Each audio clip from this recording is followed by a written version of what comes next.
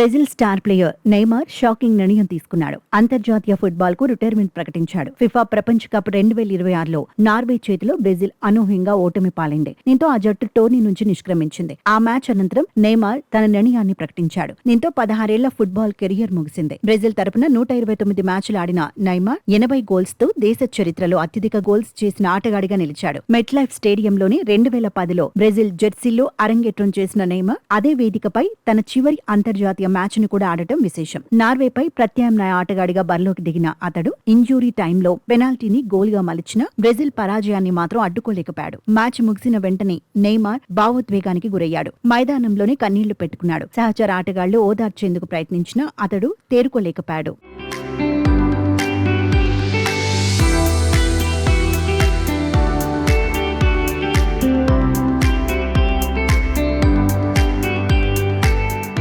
ఈ క్రమంలోనే నెయ్మార్ కీలక వ్యాఖ్యలు చేశాడు. చాలా ప్రయత్నించాను, కానీ ఇక ముగిసింది. నా ప్రయాణం ఇక్కడే మొదలైంది, ఇక్కడే ముగిసింది అని మ్యాచ్ అనంతరం మాట్లాడుతూ నెయ్మార్ భావోద్వేగానికి గురయ్యాడు. అంతర్జాతీయ ఫుట్బాల్ కు వీడ్కోలు పలికినప్పటికీ క్లబ్ ఫుట్బాల్లో మాత్రం కొనసాగనున్నట్లు తెలిపాడు. ప్రస్తుతం బ్రెజిల్ క్లబ్ శాంటోస్ FC తరపున ఆడుతున్న అతడు తన భవిష్యత్తుపై నిర్ణయం తీసుకుంటానని వెల్లడించాడు. ప్రపంచ కప్ లో యూరప్ జట్లపై బ్రెజిల్ కు నిరాశజనక రికార్డు కొనసాగుతోంది. 2002 ప్రపంచ కప్ ఫైనల్లో జర్మనీని ఓడించి టైటిల్ గెలిచిన తర్వాత యూరోపియన్ ప్రత్యర్థిపై ప్రపంచ కప్ టోర్నీలో ఇప్పటి వరకు విజయం సాధించలేకపోయింది. ఇక మ్యాచ్ విషయానికి వస్తే నార్వే స్టార్ ఎర్లింగ్ హాలాండ్ 2 గోల్స్ తో విజృంభించి తన జట్టుకు చారిత్రాత్మక విజయాన్ని అందించాడు. బ్రెజిల్ కు లభించిన తొలి పెనాల్టీని బ్రూనో గిమరాయిస్ వృధా చేయగా చివర్లో నెయ్మార్ గోల్ చేసినా ఫలితం లేకపోయింది.